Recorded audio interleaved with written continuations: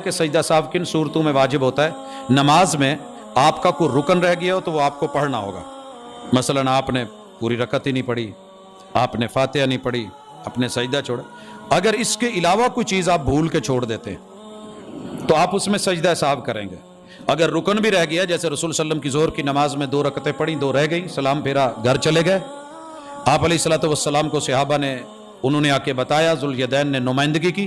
آپ نے کہا نہ میں بھولا ہوں، نہ میں نے نماز کم ہوئی ہے، نہ بھولا ہوں. صحابہ نے کہا جی ایک تو ہو گیا. آپ مسجد میں آئے تو صرف سجدہ صاحب نہیں کیا کیونکہ رکن رہا تھا، تو آپ نے تیسری اور چوتھی رکعت پھر سے پڑھائی.